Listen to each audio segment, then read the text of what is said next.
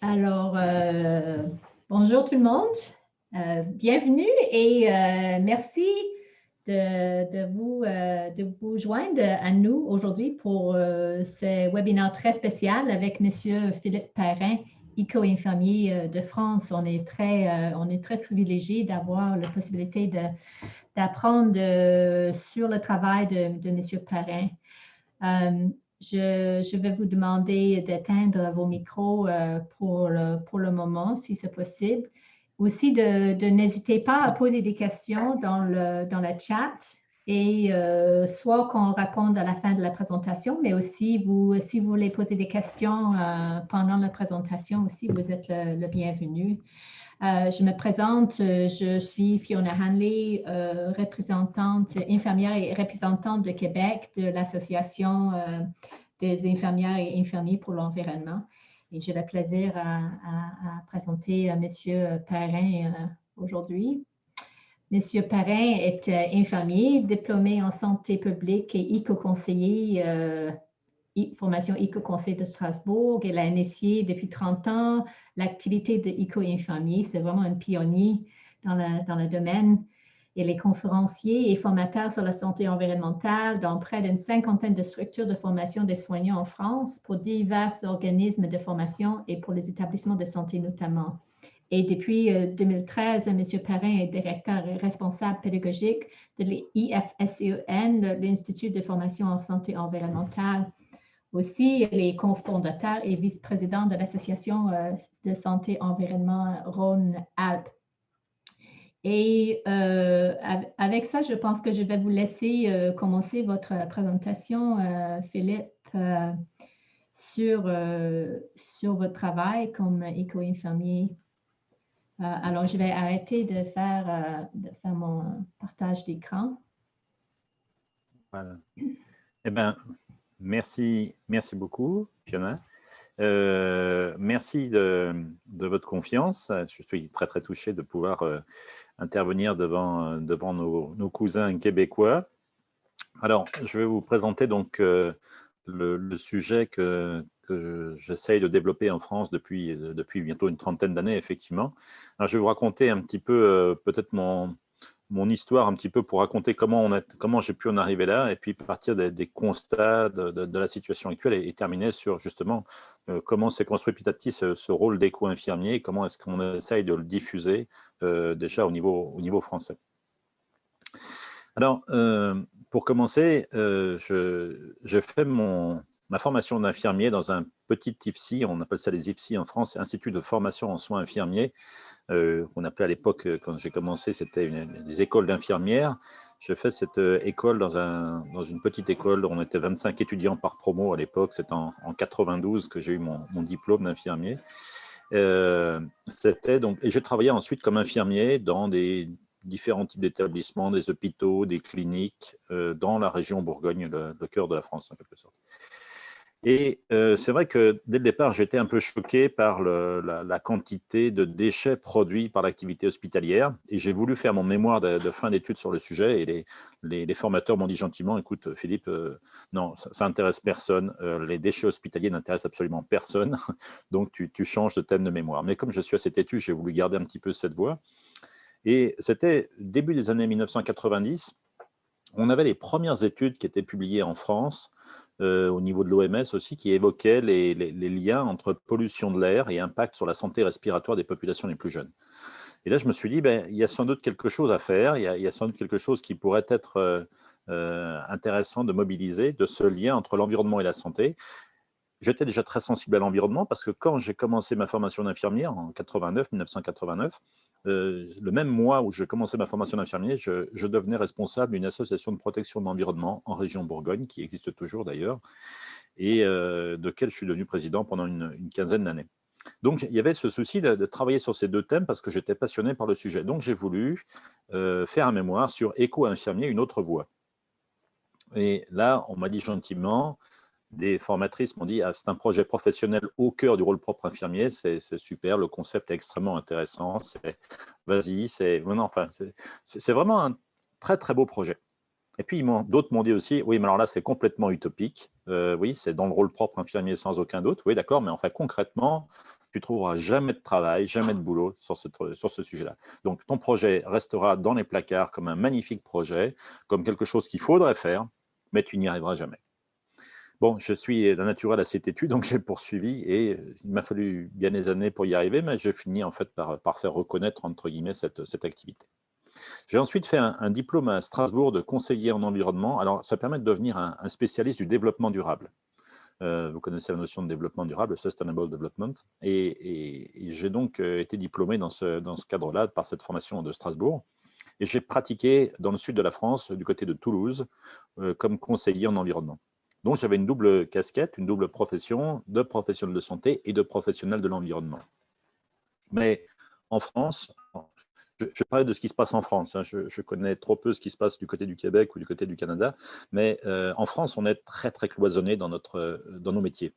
Je veux dire par là, moi, j'ai fait une formation en santé, formation d'infirmier, pendant laquelle on ne m'a jamais parlé d'environnement. Sinon, l'environnement de la chambre du patient, c'est à peu près ça.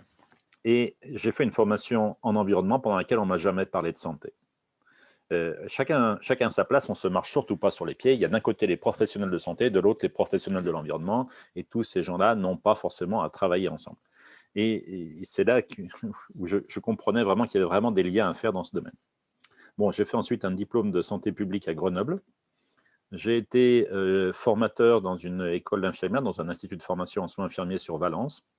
Et puis, je suis basé maintenant en Savoie, je suis basé dans les Alpes, entre Chambéry et Annecy. Et mon activité aujourd'hui, c'est d'être ce que justement j'appelle un éco-infirmier. Alors, je vous présenterai ce que c'est que cette activité d'éco-infirmier, comment on la définit, parce qu'on la définit. Ce n'est pas une reconnaissance aujourd'hui officielle, il n'y a pas d'éco-infirmier reconnu officiellement en France. Mais on espère un jour y arriver. Alors, mon activité principale aujourd'hui, c'est donc de faire de la formation dans des formations de soignants, infirmiers, sages-femmes, aides-soignants, de temps en temps pour des médecins aussi. Alors, j'interviens sur un secteur géographique assez vaste parce que très peu de personnes sont malheureusement encore formées à ces sujets-là. J'interviens aussi en Suisse, en Belgique, au Luxembourg. C'est dire qu'effectivement, ce concept d'infirmier spécialisé sur les liens environnement-santé n'est pas encore vraiment pratiqué, même dans les autres pays européens. Et puis, effectivement, comme le disait Fiona tout à l'heure, je suis depuis maintenant 8-9 ans, maintenant pratiquement, directeur d'un institut de formation en santé environnementale qu'on a fondé avec toute une série de partenaires. Parce que autant l'activité de d'éco-infirmier que je développais il y a 30 ans, j'avais du mal effectivement à trouver du travail, à en vivre. Et puis, depuis une dizaine d'années, les demandes sont trop nombreuses. J'ai des sollicitations très nombreuses de très nombreux organismes de formation, bien sûr, mais aussi des mutuelles, des complémentaires santé, des entreprises, des associations, des mairies, des conseils généraux, départementaux, en fait, toute une série de structures publiques, privées, me sollicitent pour intervenir sur ces thématiques-là. Et les structures avec lesquelles j'intervenais et qui étaient en fait pour lesquels j'intervenais, pour lesquels j'étais prestataire, m'ont dit Philippe, un jour, tu ne vas plus arriver à suivre, il y a trop de demandes, on sent que les demandes s'envolent, il va falloir former d'autres personnes. Et j'avais ce projet de formation depuis le début en fait, de mon mémoire d'infirmier, quand j'ai commencé à réfléchir à ce mémoire d'infirmier. Du coup, c'était pour moi l'occasion de mettre tout ça enfin en application. Alors, juste pour remettre, alors je suis désolé, je vais peut-être enfoncer quelques portes ouvertes, mais je vais juste passer un petit peu le décor. Bon, je ne vais pas vous faire l'affront de vous définir le champ de la santé. Hein. C'est un sujet comme assez vaste quand on y pense. La notion de l'environnement est une notion très vaste elle aussi.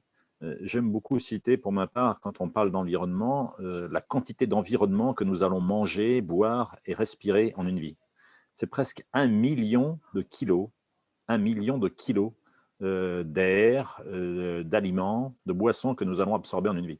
480 tonnes d'air, 480 000 kilos d'air, mais aussi les boissons, 100 000 litres de boissons, 70 tonnes, 70 000 kilos de nourriture. Ça fait en fait une très grande quantité de nourriture, d'air et d'eau que nous allons consommer en une vie. Donc nous sommes un peu, bien sûr, cet environnement, je ne vous apprends rien, mais quand on voit un petit peu la quantité d'environnement qui va passer dans notre corps, au sein de notre corps en une vie, on est à l'évidence en mesure de comprendre que si cet environnement est pollué, notre santé le sera forcément aussi. Et puis, bien sûr, ces deux concepts très vastes donnent naissance au concept de santé environnementale, qui comprend les aspects de la santé humaine, y compris la qualité de la vie, déterminée par des facteurs physiques, chimiques biologiques, sociaux, psychosociaux et esthétiques de notre environnement. Ça, c'est la définition de l'OMS de 1994, la conférence d'Helsinki. Et puis, la santé environnementale concerne également la politique, les pratiques de gestion, de résorption, de contrôle et de prévention des facteurs environnementaux susceptibles d'affecter la santé des générations actuelles et futures. Alors, c'est un très vaste sujet, et quand on parle de santé des générations futures, il faut bien sûr voir ce qui se passe sur un plan planétaire, avec notamment les incidences du changement climatique, des bouleversements climatiques. Mais on peut voir l'environnement à des échelles beaucoup plus locales. On peut le voir à l'échelle d'un pays. On aurait pu prendre bien sûr le Canada. Voilà, c'est ma présentation que j'ai pour la France. On peut voir l'environnement à une échelle beaucoup plus locale, à l'échelle d'une ville aussi, ou encore plus près de nous, à l'échelle de l'habitat. Tout ça, ce sont différents niveaux d'environnement qui, tous, ont un rôle plus ou moins important, plus ou moins direct sur notre santé actuelle ou sur notre capacité à survivre dans cet écosystème demain. Et il y a une maxime qui est connue en France, dans le monde écologiste notamment, c'est il faut agir localement en pensant globalement. Penser globalement, agir localement. Ça, c'est quelque chose qui m'est très très cher parce qu'on doit, quand on est professionnel de santé, essayer de garantir la meilleure santé des populations dont on a la charge. On doit leur faire des préconisations, des recommandations. Et tout ça, ça se fait vis-à-vis de ce qui se passe dans l'environnement intérieur. Mais il faut bien aussi considérer que ce petit cocon dans lequel on essaye de se mettre à l'abri des pollutions, etc., ne se retrouve jamais que dans un monde global. Et si ce monde global est complètement dévasté, on n'ira pas très très loin. Donc l'idée, c'est de donner des solutions pour améliorer les conditions de vie et la santé des populations localement, et de faire en sorte que ces solutions soient compatibles avec la préservation des écosystèmes dont nous dépendons directement pour notre survie. Voilà, c'est une idée d'une vision globale des choses. Alors en France, encore une fois, je ne sais pas si c'est la même chose au Canada, mais on a des médecins prêtent serment symboliquement au fondateur de la médecine moderne. Je ne sais pas si vous avez la réponse à cette question. Alors si, d'ailleurs, j'ai oublié de préciser, mais si vous avez envie d'intervenir durant mon intervention, n'hésitez pas. Prenez simplement la parole, il n'y a pas de souci. Vous pouvez aussi poser les questions dans le chat, ce sera régulé. Oui, la réponse à cette question, je ne sais pas si vous l'avez, c'est Hippocrate. Hippocrate, c'est le fondateur de la médecine moderne. Hippocrate, on a aujourd'hui complètement oublié la philosophie même d'Hippocrate, parce que dans les écrits d'Hippocrate, qui remontent quand même à l'Antiquité, hein, c'est 24 000 ans de ça, 2400 ans, pardon. 24 000 ans, ça ferait beaucoup, c'est la préhistoire. Non, 2400 ans de ça, Hippocrate disait déjà: on ne peut prétendre guérir un patient sans prendre en considération les influences de son environnement quotidien. Les médecins lui prêtent serment aujourd'hui, en France, mais ont complètement oublié la philosophie même d'Hippocrate. C'est Hippocrate qui disait aussi, d'ailleurs, tu feras de ton aliment ton premier médicament. Tu feras de ton aliment ton premier médicament. Les études médicales en France vont consacrer sur pratiquement 8 ans d'études pour être un médecin généraliste, entre 10 et 15 heures seulement sur l'alimentation. On a complètement oublié dans les formations médicales la philosophie même d'Hippocrate. Mais c'est pareil pour les médecins, autant que pour les sages-femmes, que les infirmiers, etc. On est vraiment dans une action très curative, on s'oriente toujours vers le curatif dans le système de santé français. Pourtant, quand on regarde les soins infirmiers, je pense que ce texte vous dit quelque chose peut-être, soigner, c'est mettre le patient dans la meilleure situation pour que la nature puisse agir, ce n'est pas simplement appliquer un traitement. Les lois de santé ou de soins sont les mêmes et sont valables pour les bien portants autant que pour les malades. Il est 5 points essentiels pour assurer l'hygiène d'une demeure: air pur, eau pure, égout efficace, propreté, lumière. C'est effectivement la fondatrice des soins infirmiers, Florence Nightingale, qui, en 1859, disait ce genre de choses. Donc, même pour nous autres infirmiers et infirmières, les fondamentaux de notre activité sont régis aussi par cet aspect effectivement de prévention qu'on a là encore oublié. Et dans le code de la santé publique qui en France régit l'exercice professionnel infirmier, il est clairement stipulé que l'infirmier et infirmière participent à différentes actions, notamment en matière de prévention, d'éducation à la santé et de formation ou d'encadrement. Bon, formation, encadrement, on fait. Prévention, éducation à la santé, je vais y revenir. On a beaucoup de mal à s'investir sur ces sujets-là, malheureusement. Alors, on pourrait partir aussi, moi c'est un petit peu de ça que je suis parti, alors pas forcément les constats que je vais faire maintenant, mais quand j'ai commencé cette réflexion autour de ce métier d'éco-infirmier, c'est en faisant des constats assez sinistres, il faut bien le dire, de la dégradation de la santé de la population. On a pas mal de données aujourd'hui en toxicologie, en épidémiologie, qui nous montrent des évolutions préoccupantes. On sait à quel point aujourd'hui la qualité de l'air, de l'eau, des aliments, du bruit, des expositions, rayonnement, etc., participent à affecter notre santé. La toxicologie, les quantités d'études ont été publiées là-dessus. L'épidémiologie nous montre des évolutions préoccupantes et pointe des responsabilités dans les différents toxiques présents dans l'air que nous respirons, dans l'eau que nous buvons, etc. Donc, on a des données aujourd'hui scientifiques qui sont bien étayées, solides, qui mettent en évidence ce genre de polluants. Et puis, dans le même temps, en épidémiologie, je pense que vous avez à peu près la même chose au Canada, les chiffres que enfin, on pourrait présenter des chiffres, mais c'est malheureusement des choses qu'on trouve dans l'ensemble des pays développés. Alors, on parle des pays développés parce que la plupart de ces pays ont des structures qui permettent de la veille épidémiologique, qu'on n'a pas toujours dans les pays en voie de développement. Mais on observe différentes choses qui sont extrêmement préoccupantes. L'effondrement des capacités reproductives. J'ai notamment formé, il y a un peu plus d'une dizaine d'années, 12-13 ans maintenant pratiquement, des sages-femmes d'une clinique sur la région de Grenoble, parce que le gynécologue qui dirigeait cette maternité était très inquiet de voir l'effondrement de la qualité du sperme humain.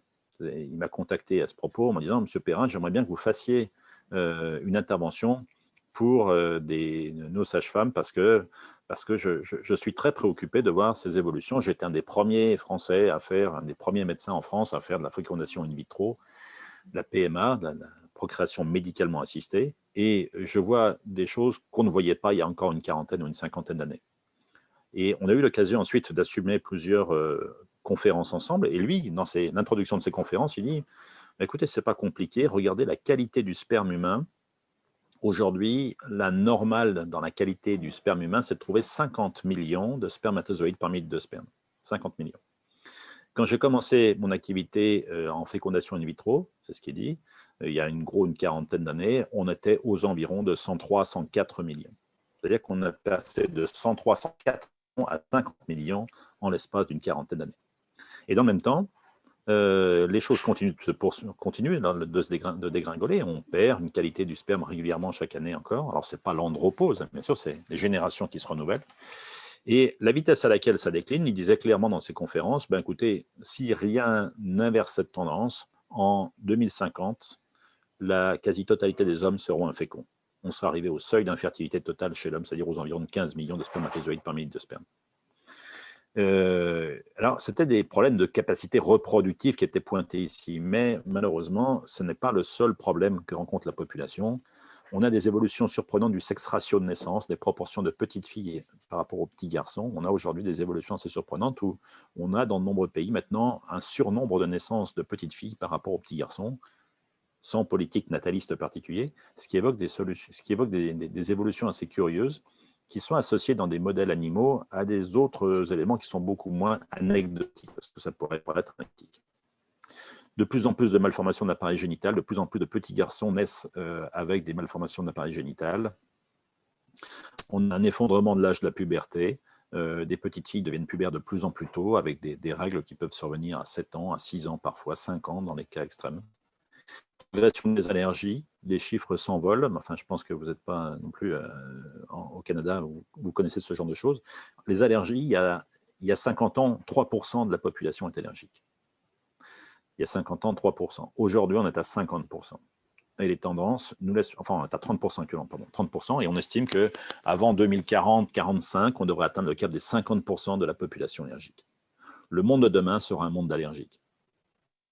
De malades auto-immuns aussi, parce qu'on a de plus en plus une progression de tout ce cortège de maladies auto-immunes, de progression des troubles neurologiques, notamment chez les enfants, avec l'explosion des troubles du comportement chez l'enfant. Alors bien sûr, tout ça peut être entaché de biais en épidémiologie. Je fais aussi des cours d'épidémiologie dans certaines écoles d'infirmières, mais on pourrait bien sûr parler d'amélioration du diagnostic, de classement qui font augmenter les chiffres aussi de façon artificielle.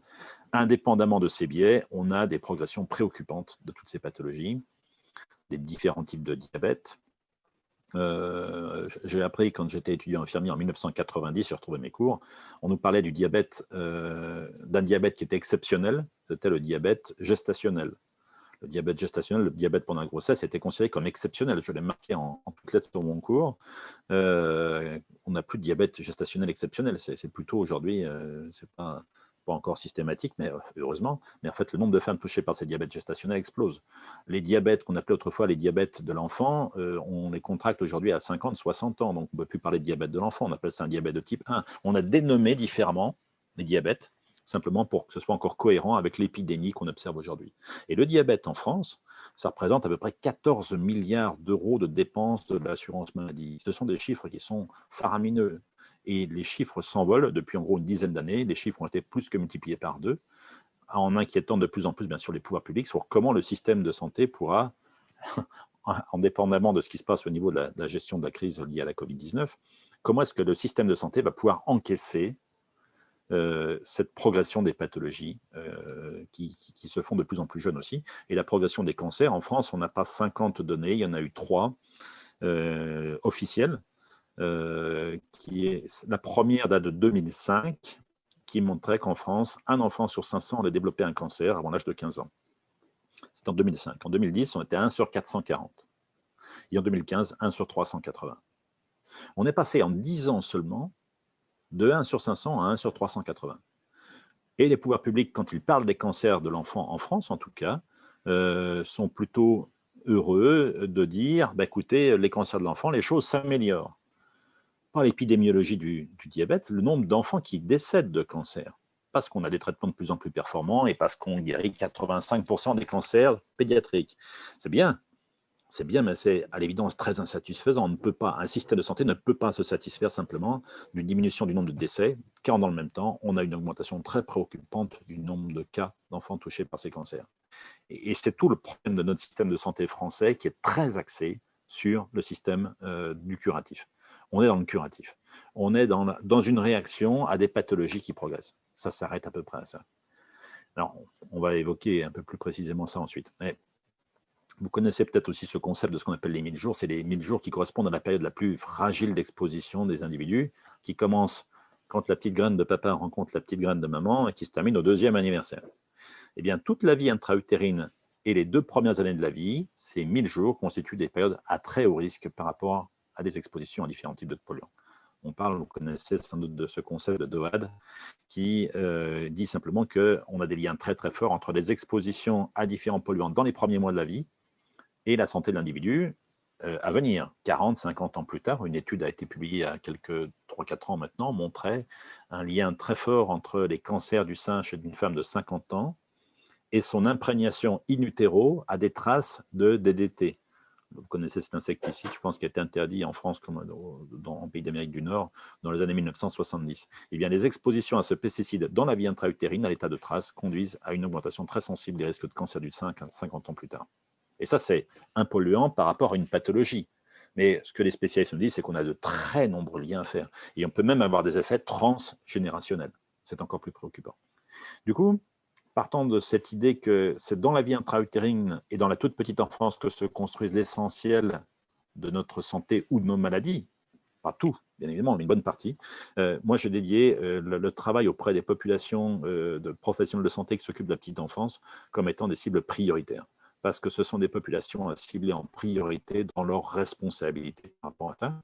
Et puis, ça a un autre intérêt, c'est qu'en France, on a une perception du monde de la santé, et je disais, qui est très axée sur le curatif, sauf peut-être pour les professionnels de la petite enfance. Les professionnels de la petite enfance, les sages-femmes notamment, les puéricultrices par exemple, les auxiliaires de puériculture notamment, sont des populations qui sont souvent reconnues par la population comme étant des personnes qui ont des conseils à donner. Une éducation à la santé peut être faite par ces personnes. Elles sont reconnues comme étant des référentes. Et quand on a un premier bébé, on ne sait pas trop comment ça marche un bébé, et bien on a des professionnels de santé qui sont identifiés comme étant des personnes, vraiment des personnes référentes qui peuvent vous aider. Donc, elles ont un positionnement dans la reconnaissance qu'on a le public, mais aussi au niveau de l'âge des populations qu'elles côtoient, qui est extrêmement sensible. Donc, c'est quelque chose de très important. Et puis, un autre aspect aussi sur lequel moi je suis très attentif, parce que ces populations, ces professionnels de santé de la petite enfance, côtoient des populations de tout milieu social. Des populations qui sont des populations de cadres supérieurs avec des revenus très conséquents, et puis des populations les plus modestes. Et ce qu'il y a de vraiment problématique, je trouve, aujourd'hui en santé environnementale, et qu'on a vu, que j'observais depuis une dizaine d'années, c'est que de plus en plus, en tout cas en France, la santé environnementale, c'est une affaire de populations aisées, qui ont les moyens, Quand je vois les personnes que j'ai en conférence, en formation, quand je parle du grand public, ce n'est pas des populations qui viennent des quartiers difficiles.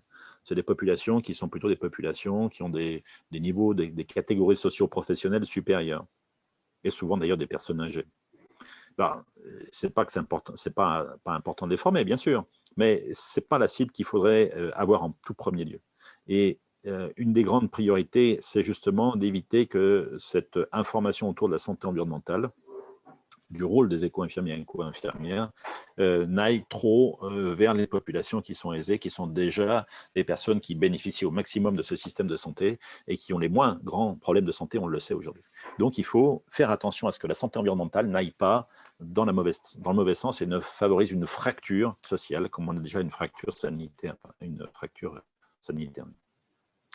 Alors, on a aussi des professionnels de santé qui s'inquiètent. Alors, c'est au niveau international ici, mais en 2015, la Fédération internationale des gynéco-obstétriciens s'est inquiétée dans un congrès qu'ils ont fait à Vancouver. Nous sommes en train de noyer le monde dans des produits chimiques non évalués et non sûrs et nous en payons le prix fort en termes de santé reproductive. C'était le problème des perturbateurs endocriniens et qui, en France, fait quand même l'objet de plans. On a des plans nationaux sur les perturbateurs endocriniens. On a un deuxième plan qui a été construit il n'y a pas très longtemps. Donc la France a été assez en pointe sur le sujet des perturbateurs endocriniens, et puis c'est un petit peu endormi sur ses lauriers avant de faire ce deuxième plan. Ce n'est pas moi qui le dis, ce sont des structures officielles en France qui disent que la France avait bien commencé, puis c'est un petit peu assoupi, puis en fait a pris du retard. Et on a été, je crois que c'est le Canada aussi qui est un des tout premiers pays au monde à interdire le bisphénol A dans les biberons, par exemple. La France a suivi de peu aussi. Donc on a des éléments qui, sous la pression de l'opinion, sous la pression des associations, mais pas des professions de soignants, hein, des professions principalement, alors, soit des scientifiques qui vont monter des associations ou du grand public, c'est sous cette pression que s'effectuent le plus ces évolutions. Les soignants se cantonnent à leur rôle de curatif trop souvent. Alors, trop souvent, je dis bien. Et puis, on a même des documents très impressionnants qui sont publiés par les pouvoirs publics français, par exemple.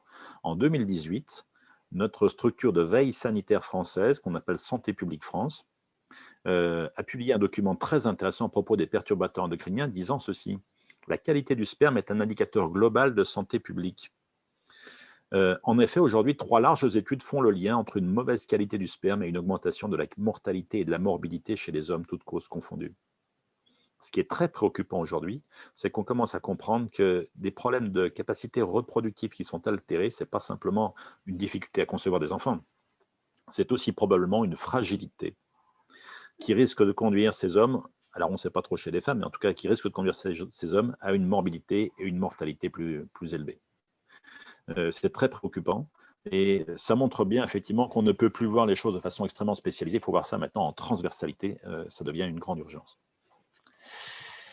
Alors, par rapport à ça, quelles sont les réponses qui sont apportées en France par le système de santé? Parce que c'est à partir de ça que j'ai aussi construit ce projet d'éco-infirmier. En France, quand on parle, par exemple, on a des plans cancer. Notre chef d'État du début des années 2000, Jacques Chirac, avait lancé son premier plan cancer. Il date de 2003, le premier plan cancer français. Et chiffre assez impressionnant, le plan cancer est lancé en 2003 et il doit donner des résultats en 2007. Donc, il a 4 ans pour donner des résultats. Comment voulez-vous qu'un plan cancer puisse donner un résultat fiable, enfin efficace, à 4 ans plus tard?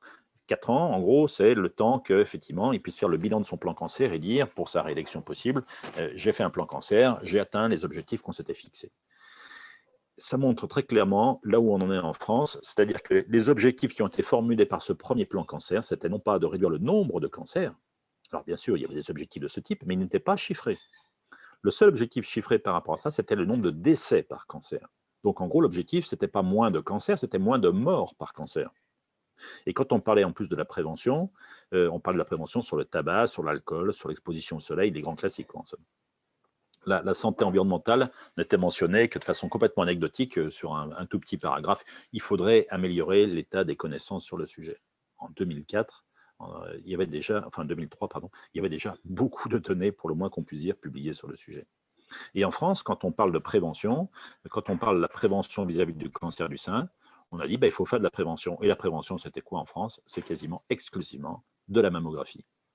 Quand on parle de prévention, d'ailleurs, ça perturbe beaucoup de professionnels de santé que je rencontre, parce que quand je leur dis le dépistage du cancer du sein, c'est de la prévention, ce n'est pas de la prévention au sens littéraire du terme, on n'évite pas l'apparition du problème, mais on va essayer d'anticiper sa déclaration pour mieux le guérir, mieux le traiter. Et je dis souvent aux étudiants, bah, c'est bien de faire du dépistage, bien sûr, mais il faudrait aussi ne pas se contenter de cet axe de prévention secondaire, il faudra en profiter pour faire de la prévention primaire, du genre diffuser une brochure, par exemple, du genre le cancer du sein, vous pouvez agir, parce que de nombreux facteurs de risque sont maîtrisables, des gestes simples pour vous protéger.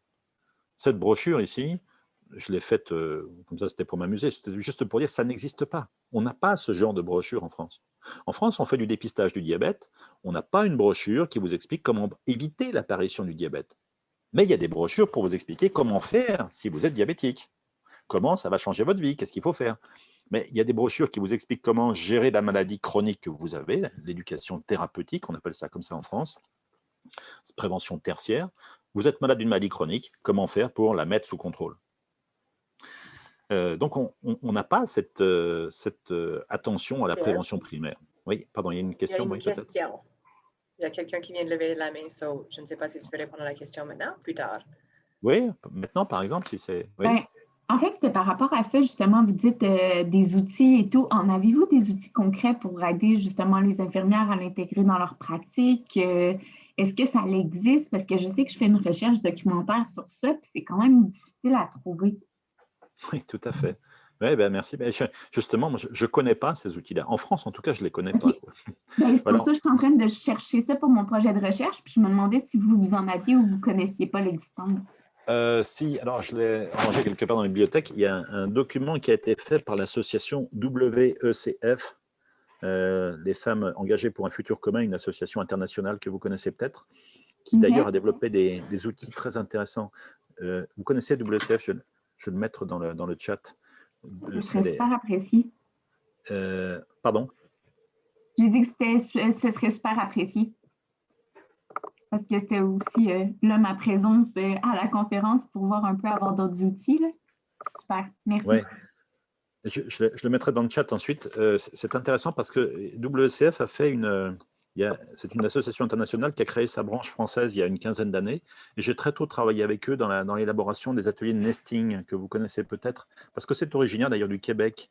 Je ne sais plus de quelle région du Québec. C'était Nita Chaudhuri qui avait développé ça au Canada. Des ateliers qui visent à accompagner la préparation du nid le plus sain possible pour le bébé. Des ateliers de nesting.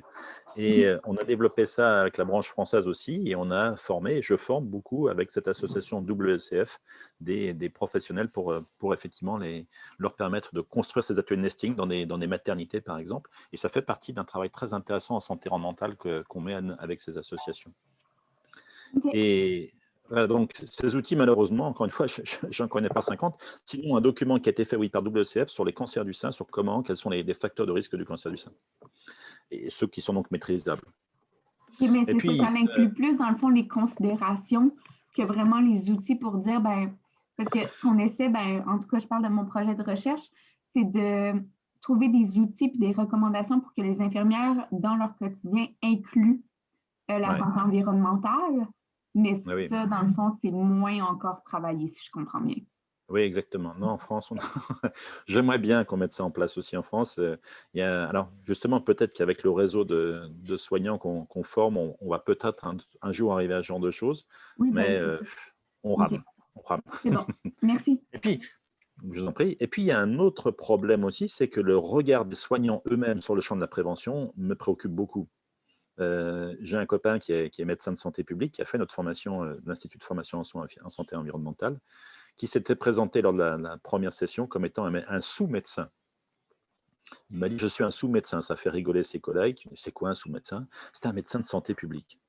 Le médecin de santé publique en France est déconsidéré par ses collègues médecins. Le médecin de santé publique, il a en gros raté sa carrière de médecin, il n'a pas pu trouver des spécialités prestigieuses, il est devenu médecin de santé publique. Mais on pourrait dire aussi la même chose des médecins du travail. Le médecin du travail, en France, est un médecin qui est un sous-médecin.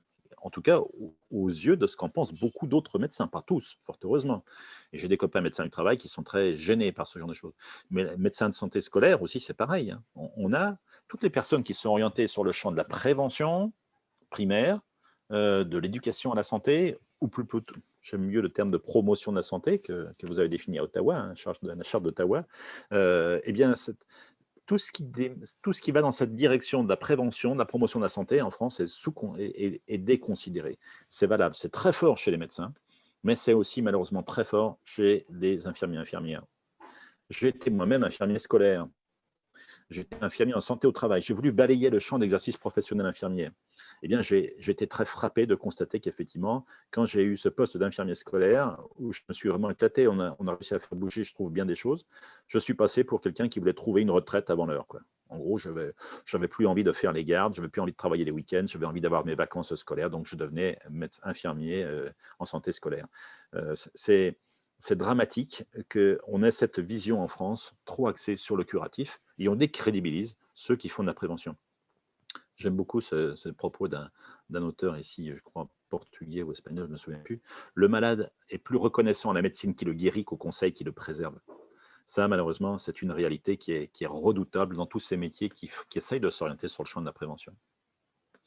Alors, justement, j'en arrive à ce concept d'éco-infirmier, d'éco-infirmière, parce que c'est partant de tous ces constats que j'ai construit ça, en me disant, voilà, qu'est-ce que ça pourrait être le rôle d'un éco-infirmier, d'une éco-infirmière? Eh bien, parce que vous avez aujourd'hui de très nombreuses données dans la littérature qui sont publiées par les médias et qui donnent des sensations assez désagréables que les polluants sont partout, nous menacent et vont nous faire crever à petit feu. Quand on se pose des questions sur quel aliment consommer, je ne sais pas si vous connaissez, on a en France un type qui est passionnant, un vieux monsieur, un paysan philosophe, j'allais dire, Pierre Rabhi, qui dit d'ailleurs, on ne se dit plus bon appétit, on devrait se dire bonne chance.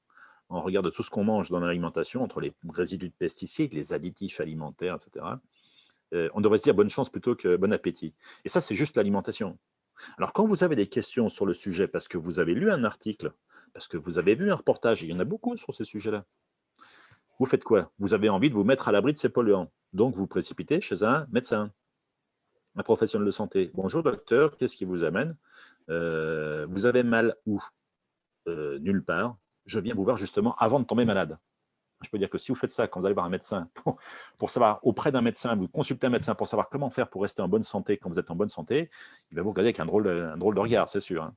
Ce n'est pas dans l'habituelle conception qu'on a dans la relation entre un individu et son médecin. Et puis à la rigueur, en France, je dirais même, mais c'est un petit peu exagéré sans doute, mais c'est malheureusement, je pense, de plus en plus symboliquement ce qui est en train de se produire. Si votre médecin ne sait pas quoi répondre à ces questions, parce qu'ils ne sont pas formés à ces sujets, ils ne sont pas formés à la toxicologie, ils ne sont pas formés à où sont ces polluants et comment faire pour les éviter. Ils ne sont pas formés à ça. Ben, si vous êtes vraiment inquiet par rapport à ça, ça vous inquiète beaucoup, vos histoires? Ah oui, ne bougez pas, je vous prescris des anxiolytiques. C'est typiquement, je pense, le positionnement de notre médecine aujourd'hui en France. Et notre système de santé tout entier. Hein. Il n'y a pas que les médecins qui sont dans ce registre. Alors, heureusement, il nous reste Internet. Alors, vous allez sur Internet et là, je vous souhaite bien du plaisir entre les sites super rassurants, des pouvoirs publics, des industriels, et puis les sites carrément flippants. On va tous en crever. Et c'est là où je pense qu'on a la place, nous, soignants, formés à ces thématiques, alors infirmiers, éco-infirmiers, sages-femmes, éco-sages-femmes, etc., d'être en mesure de répondre à ces questions. D'abord, d'être formé à l'ensemble de la thématique. Et Dieu sait que sur la santé environnementale, on peut tomber dans de très nombreux pièges en ne voyant les choses que petit morceau par petit morceau. Il y a plein de spécialistes, mais il faut des généralistes avant des spécialistes. Et il faut que tout spécialiste soit aussi d'abord dans sa tête, dans son raisonnement, un généraliste. Généraliste de la thématique, j'entends. Mais comme un médecin, généraliste ou spécialiste. Cette vision transversale est absolument indispensable. Il faut notamment intégrer la dimension globale. Ce qui se passe au niveau planétaire aujourd'hui, les menaces sur la biodiversité, les changements climatiques, sont une préoccupation de plus en plus forte. Un sondage publié récemment montrait que c'est la deuxième préoccupation des Français après le chômage, même en période d'épidémie de Covid, hein, quand même. Donc, il faut être formé à l'ensemble de cette thématique. Il faut proposer ensuite des solutions simples et accessible à tous. C'est là où je disais tout à l'heure qu'il faut faire très attention à ce que la santé environnementale ne devienne pas quelque chose qui va être pour les personnes fortunées qui ont les moyens de se mettre à l'abri et les populations pauvres qui devront de toute façon manger des produits de mauvaise qualité, etc. Il faut être dans quelque chose qui soit accessible à tous. Et puis, il faut positiver et donner envie. Positiver et donner envie, c'est-à-dire qu'on peut faire très très peur sur ces sujets de santé environnementale. J'ai vu des étudiantes pleurer, j'ai vu des personnes pleurer dans les conférences. Je suis beaucoup plus prudent dans mes propos aujourd'hui. J'essaie toujours de dire attention, il y a des propos qui peuvent être un petit peu forts. Prenez du recul sur ce que je vais vous dire. Mais c'est vrai qu'aujourd'hui, il faut savoir faire passer le message parce que les propos deviennent extrêmement inquiétants. Il y a de quoi malheureusement prendre très très peur à lire beaucoup de données aujourd'hui. Et ça, c'est le concept de ce qu'on appelle la salutogenèse. Je ne sais pas si vous connaissez. La salutogenèse se différencie de la pathogenèse qui répond à la question d'où vient la maladie et comment faire pour l'éviter. Un truc, si vous êtes un peu hypochondriaque, vous allez tout de suite péter les plombs et avoir très peur de tout. En gros, la mort rôde de tous les côtés, vous allez forcément tomber malade. La salutogenèse est plutôt une réponse à la question d'où vient la santé et comment faire pour la renforcer. Donc, on ne va pas fuir des polluants, on va plutôt améliorer sa santé en construisant différemment, en faisant les choses différemment. Une femme enceinte, c'est caractéristique. Une femme enceinte, vous lui dites, attention, dans telle substance est un agent qui peut provoquer des malformations chez votre bébé. Vous allez créer un stress énorme. Et le stress, on le sait aujourd'hui, c'est un autre élément de la santé environnementale, d'ailleurs, le stress. Le stress provoque des pathologies chez l'enfant, enfin favorise des pathologies chez l'enfant à naître. Si maintenant vous parlez de comment est-ce que vous pouvez faire, madame, en évitant ce genre de choses, en évitant ça, vous allez améliorer le développement du bébé, la construction de son organisme. Vous êtes dans quelque chose de positif. Il faut savoir communiquer de façon positive. Ça paraît rien, mais il faut énormément s'attacher aussi sur le fond, bien sûr, mais aussi sur la forme, si on veut faire passer le message. Si on oublie cette forme, on peut apporter, en étant très spécialisé sur son domaine, de très grandes informations, de très belles informations, qui vont carrément faire flipper, qui vont faire tellement peur qu'on ne les prendra pas en compte. Donc cette notion d'être dans la salutogenèse. Au total, comment est-ce qu'on pourrait définir ce que c'est qu'un éco-infirmier et une éco-infirmière? Cette définition, on l'a construite à quelques éco-infirmiers et éco-infirmières avec lesquels que j'ai eu l'occasion de former et avec qui on a travaillé. Voilà cette définition qui est bien évidemment pas officielle puisque ce métier n'est pas reconnu. C'est une personne, un infirmier ou une infirmière qui travaille dans le cadre de la promotion de la santé sur le thème de la santé environnementale, avec toutes ces facettes très, très vastes, on le disait. Elle participe à diffuser dans la population des connaissances sur les sources de pollution, le risque pour la santé, pour les générations présentes et futures, cette notion d'une vision globale, et les moyens d'en réduire les expositions. Proposant des solutions simples et accessibles à tous, elle participe ainsi à réduire les inégalités face à la santé en préservant la pérennité de nos systèmes de santé. L'aspect économique de notre système de santé qui est en train de crouler sous le poids effectivement de ces maladies chroniques qui explosent. La Covid-19, on est au cœur avec cette thématique de la santé environnementale, quoi qu'on en dise d'ailleurs. Voilà, et du coup, pour former d'autres éco-infirmiers, d'autres éco-infirmières, on a mis en place donc cette formation, cette IFSEN depuis 8-9 ans maintenant. Cette direction que j'ai prise depuis 8-9 ans rassemble toute une série de partenaires. On retrouve le WCF avec qui j'ai travaillé, sur les ateliers nesting notamment, et puis toute une autre série de structures qui se sont un petit peu étoffées depuis. Et on fait une formation sur 9 mois, une formation continue, donc qui se fait 3 jours par mois sur 9 mois. 8 sessions, enfin on est en train de faire la 9e session. Demain, on continue un des modules de la 9e session. On a fait une de la session précédente la semaine dernière. On a ouvert une 2e session parce qu'on avait trop de demandes. On a ouvert ça sur Grenoble et on avait trop de demandes. On accueille 15 personnes maximum pour favoriser les échanges. Et du coup, on a dû ouvrir, parce qu'on avait trop de demandes, une autre session sur Paris avec un autre partenaire qui s'est rajouté, la Mutuelle Familiale, une structure qui en France a constitué d'ailleurs la première fondation santé environnementale de France, dans laquelle ils m'ont demandé d'intégrer en titre d'expert. Donc on a formé aujourd'hui pratiquement une centaine de personnes.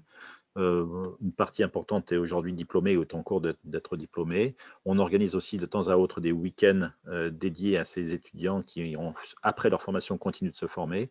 On va mettre en place prochainement des sessions de formation continue, j'allais dire, pour les personnes qui ont fait l'IFSEN pour créer du réseau, pour permettre à ce réseau de se développer et de faire émerger justement peut-être une reconnaissance de ce métier d'éco-infirmier ou de développer des outils comme vous l'évoquiez tout à l'heure, je ne sais plus qui c'était. Voilà, donc on est en train de construire quelque chose qui est pour moi un peu l'aboutissement de mon projet professionnel construit il y a une trentaine d'années. Et ce n'est pas sans émotion que je peux vous dire ça. Ça a été difficile, effectivement, d'être reconnu, mais aujourd'hui, quel plaisir de voir tout ça grandir et de voir que progressivement, cette santé environnementale prend de l'ampleur et commence à être véritablement reconnue. On a quand même en France le 4e plan national santé-environnement qui est en train de s'écrire. un peu dans la douleur, il faut bien le dire, et ces plans nationaux de santé environnement sont déclinés en version régionale qui donnent maintenant les moyens, bien souvent, en région, de pouvoir agir, de pouvoir construire des projets de promotion de la santé sur ces sujets de promotion de santé environnementale. Voilà, je vous remercie de votre attention et puis on va maintenant laisser la place aux questions.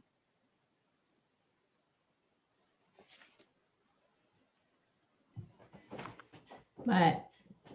Mais merci Philippe, quelle présentation, c'est incroyable.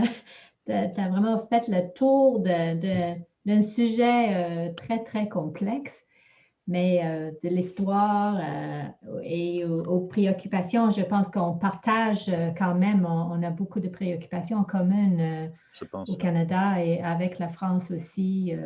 La notion des maladies chroniques, cette épidémie des maladies chroniques et aussi un système de santé axé beaucoup sur le curatif plutôt que la prévention aussi. Des taux de maladies comme le cancer de sein aussi, c'est très préoccupant au Canada aussi. Je ne sais pas s'il y a des gens qui ont des questions. Il y avait beaucoup dans le chat. Jacqueline, je ne sais pas si tu veux, s'il y a des questions dans le chat. Il n'y a pas autant de questions, surtout des commentaires. Lorsqu'ils demandaient pour d'autres ressources, etc., plusieurs personnes ont fait des commentaires. La seule question qu'il y avait, c'était pour la disponibilité de la présentation par la suite, si tu nous donnerais la permission de partager aux participants. Et puis, c'est vraiment comme la seule question que j'ai vue dans le chat. Sinon, c'était plutôt pour l'échange d'idées, surtout. Alors, si jamais il y a des questions, s'il vous plaît, vous pouvez lever votre main, puis on fera le tour. Peut-être une question sur la formation. Comment les gens peuvent avoir accès à cette formation? On est plutôt jaloux, je pense, au Canada, qu'on n'a pas l'équivalent ici. Comment? Ouais. Oui, alors oui. Alors, pour faire la formation, en fait, aujourd'hui, on demande aux personnes simplement de nous faire une lettre de motivation et on construit un dossier assez simplifié. Et en fait, on ne fait pas véritablement de tri, on prend les personnes qui ont envie de se former sur cette thématique. Et d'ailleurs, je trouve que c'est très, très riche de ne pas mettre une formation ici à disposition qu'à des soignants.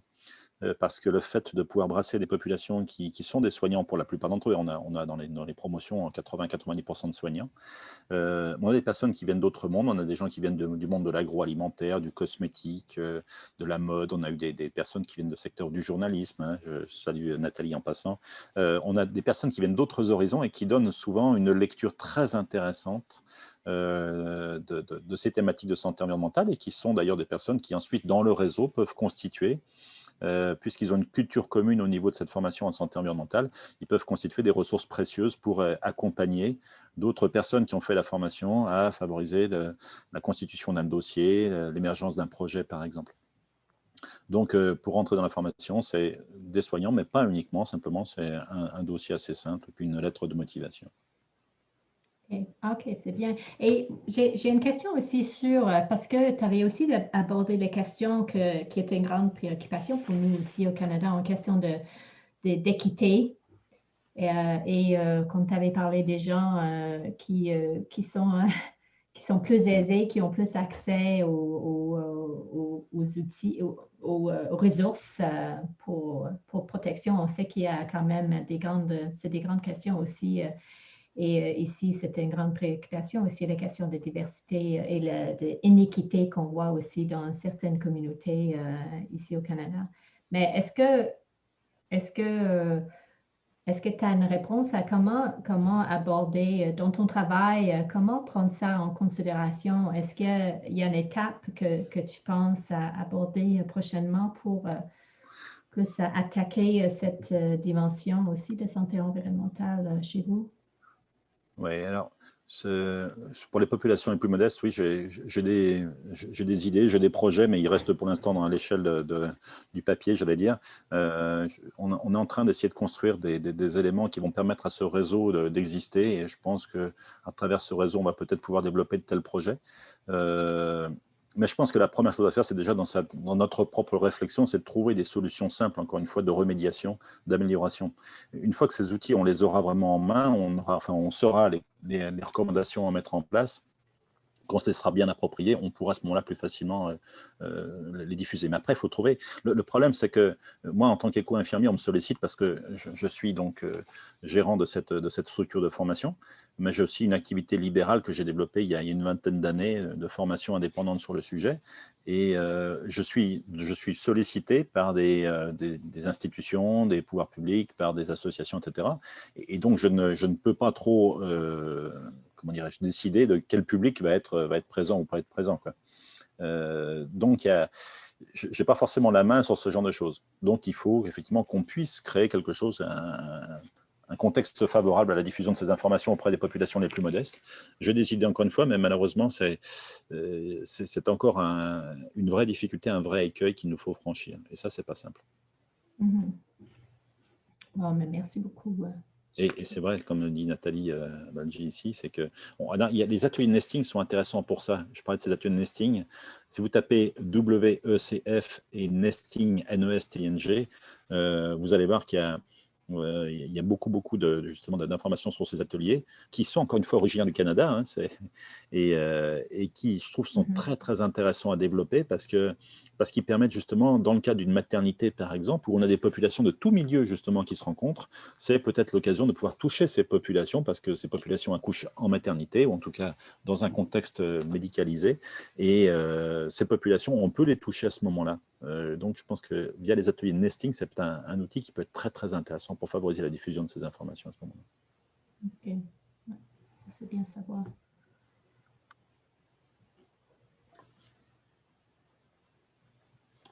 Est-ce qu'il y a d'autres questions des gens qui assistent?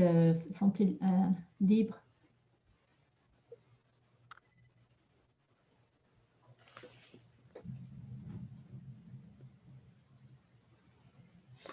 Bon, après, on peut imaginer effectivement, enfin, peut-être pas venir jusqu'au Canada, je ne sais pas, ce sera avec plaisir, mais pourquoi pas imaginer c'est une réflexion à voix haute, hein, mais de permettre effectivement à des personnes de vous accompagner dans la constitution de quelque chose qui peut ressembler à ce qu'on a fait en France, par exemple. On a une expérience maintenant de 9 ans de formation, ce qui peut effectivement être intéressante. Et on fait de plus en plus d'ailleurs en distanciel aujourd'hui. Hein, on a des promotions, notamment les 2 promotions en cours aujourd'hui, une promo sur Grenoble et une promo sur Paris, font quasiment que du distanciel aujourd'hui du fait de cette crise sanitaire. Et on a dû adapter un petit peu le fonctionnement. C'est clairement pas aussi agréable et aussi sympathique que le présentiel. Et puis ça favorise pas aussi efficacement les échanges. Néanmoins, on arrive à… Je pense que les bilans qu'on a des étudiants qui font cette formation en distanciel sont plutôt surprenamment. J'avais un petit peu peur. On était on savait pas trop comment faire. Est-ce qu'on devait suspendre la formation? On n'a pas suspendu, heureusement. Et je trouve que les étudiants sont plutôt quand même satisfaits de la façon dont ça peut passer, quoi. Plutôt satisfaits en tout cas, clairement. Voilà. Oui, c'est bravo. Mais je pense qu'il y a une possibilité aussi de collaboration future aussi. Vu justement parce qu'on partage beaucoup de préoccupations en commun et en termes de notre groupe des infirmières canadiennes pour l'environnement, l'association des infirmières pour l'environnement ici au Canada, on n'est pas un grand groupe, mais on est dispersé à travers le Canada et on voit de plus en plus quand même d'intérêt dans le sujet, beaucoup plus de gens qui sont préoccupés par les questions de santé environnementale, qui touchent les infirmières, nos étudiantes, les infirmières qui sont très préoccupées par qu'est-ce qu'ils voient aussi en termes de maladies, comme tu dis, l'apparence de maladies de diabète, par exemple, pendant la grossesse, des cancers avec des jeunes enfants aussi. Et je pense que les infirmiers ont besoin d'agir aussi, ils ont la soif d'agir plus aussi. Ouais.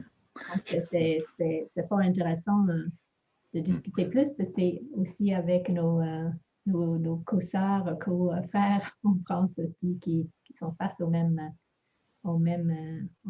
préoccupations que nous. Fiona? Je crois qu'il y a une question. Oui, il y a une couple de questions. C'est peut-être, ça va pas être... Est-ce que vous voulez poser votre question en vive voix? Moi, je vais le faire pour eux autres. Nat Paul avait demandé les soignants qui font de la prévention au Canada. Les soignants qui font de la prévention au Canada. Sont-ils aussi déconsidérés comme en France? Sont-ils aussi déconsidérés comme en France? C'est vraiment, ça dépend de la province. Puis c'est oui. là où ce que... Est-ce que vous pouvez expliquer un peu plus votre question? Peut-être que Nat peut expliquer un peu plus. Peut-être que... Je pense que c'est Nathalie, elle doit être dans le train, je pense que c'est peut-être pas facile. J'ai ouvert mon micro, je ne sais pas si vous m'entendez. Oui, très bien, oui. Oui, en fait, Philippe expliquait à quel point, à tous les niveaux de poste, les soignants, dès qu'ils s'investissent plutôt dans la prévention, sont quand même mal vus, mal considérés. Est-ce que on constate le même genre de phénomène au Canada, ou est-ce que vous avez une possible plus grande ouverture d'esprit, on va dire, ou pas? Je pense que moi, je vais répondre pour le Manitoba parce que c'est vraiment, ça dépend des provinces. Peut-être même Helen peut intervenir aussi. Au Manitoba, ça dépend quel gouvernement est en place essentiellement, plus que quoi que ce soit. Mais on met beaucoup plus d'emphase sur la prévention et la promotion de la santé, y inclut l'environnement. Et notre voix commence de plus en plus à être entendue au niveau des inquiétudes au niveau de la santé environnementale. Alors, je pense qu'on se fait plus écouter et moins déconsidérer en France, surtout au Manitoba, parce qu'il y a des fonds désignés à la santé environnementale, par exemple au Manitoba, qui n'est pas quelque chose qu'on voit nécessairement dans les autres provinces, mais Fiona peut répondre, puis si Helen veut intervenir aussi. Et je pense que pour la question je pense qui a vraiment allumé les gens ici, c'était la question du changement climatique. Et je pense que la santé environnementale n'a pas capté autant l'attention jusqu'à maintenant en termes de soignantes et en termes de leur rôle. Mais il y a beaucoup de documents qui ont été développés. Je pense, par exemple, par l'Association syndicale des infirmières au Canada, la Fédération des infirmières qui ont développé vraiment un document vraiment très robuste en termes des actions que les infirmières peuvent faire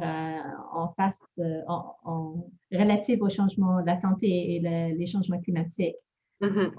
Ici au Québec aussi, on a avec notre ordre professionnel des infirmières, on a sorti une prise de position sur le rôle des infirmières dans les changements climatiques. Et il y a aussi beaucoup de groupes comme la Planète S'invite Santé, l'Association des médecins pour la santé de l'environnement, CAPE, au Canada. Nous, on a des alliances ensemble aussi avec eux. Helen peut parler avec ça, Helen Boyd, parce qu'elle fait partie aussi de cette association en Colombie-Britannique. De plus en plus, je pense que c'est comme les changements climatiques, ça c'est sûr, il y a une grande, il y a tellement d'actions partout au Canada. Pour les autres questions de santé et environnement, c'est peut-être moins évident, c'est plus subtil dans un sens aussi.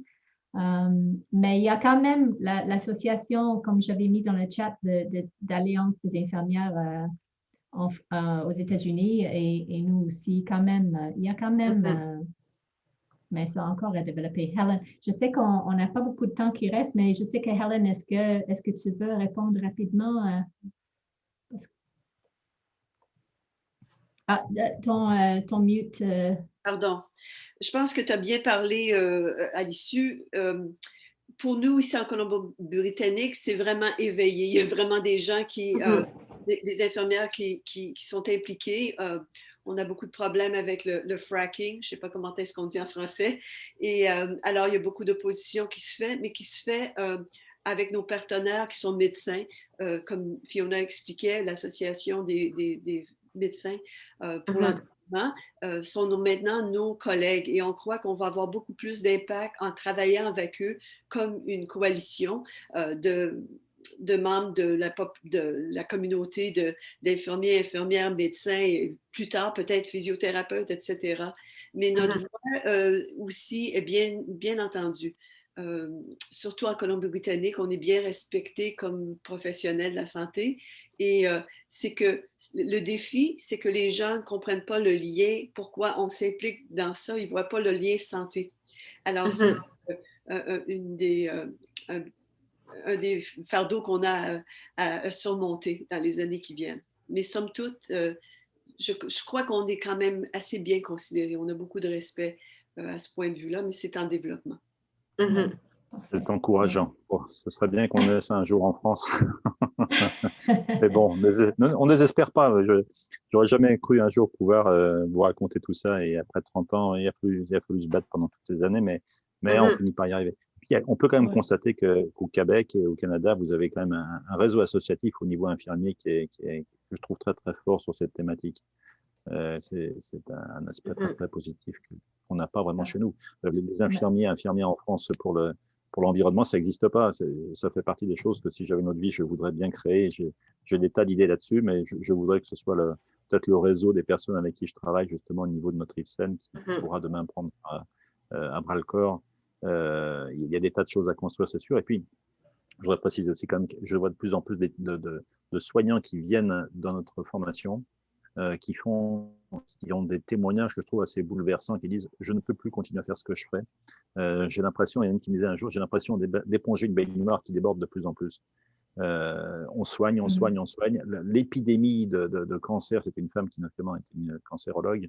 On a une épidémie de cancer du sein et on ne fait toujours aussi peu de prévention. Je suis débordé par tout ça, je suis écœuré, j'en peux plus. Et quand c'est des gens qui ont 20 ans ou 30 ans de métier derrière eux qui disent ça fait quand même très très peur. Hein. On se dit, ils me disent, si je continue à ne faire que du curatif, c'est de la non-assistance à personne en danger.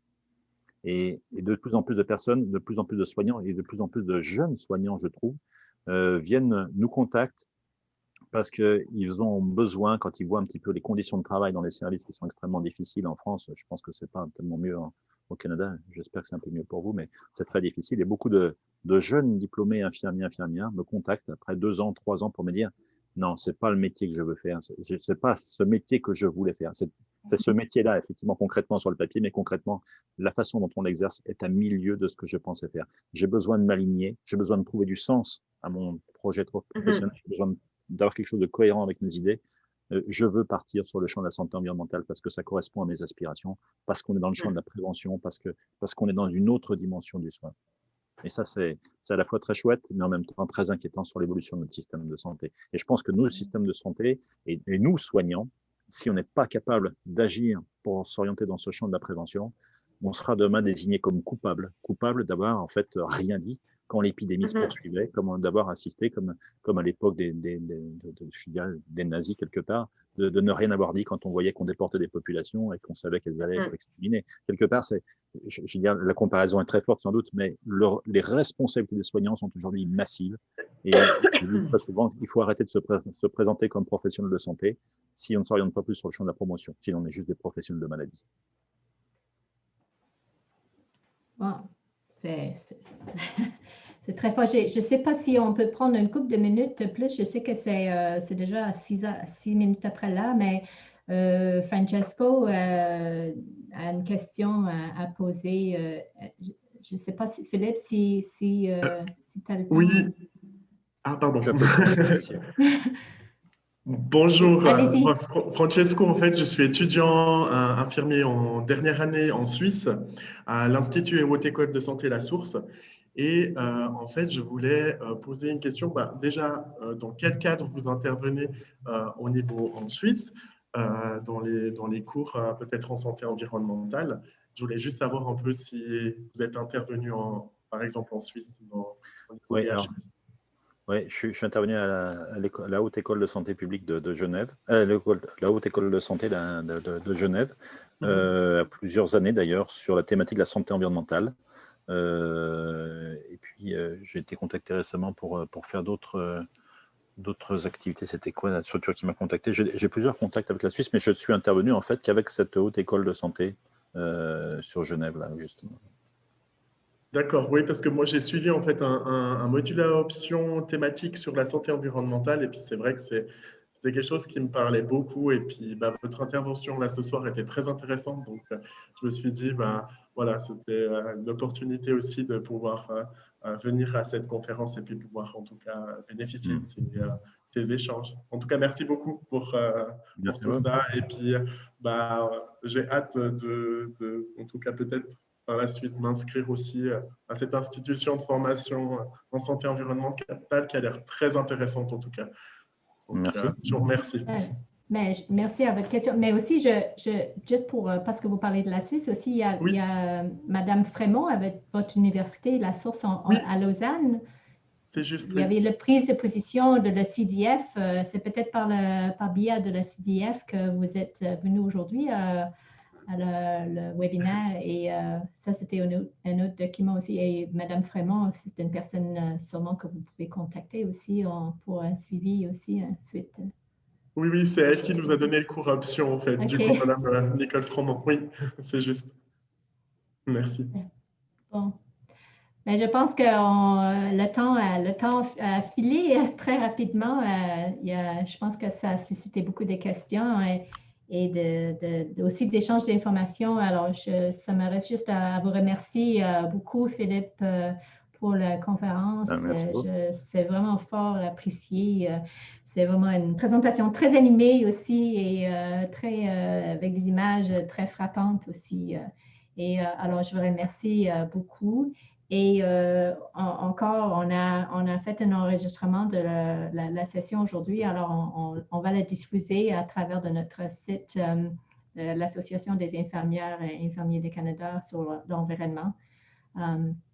Et on accueille aussi, on serait très content d'avoir une suite de discussion aussi avec qui que ce soit des gens qui sont assistés aussi ou qui écoutent l'enregistrement. Alors, je vous remercie beaucoup. Merci à tout le monde.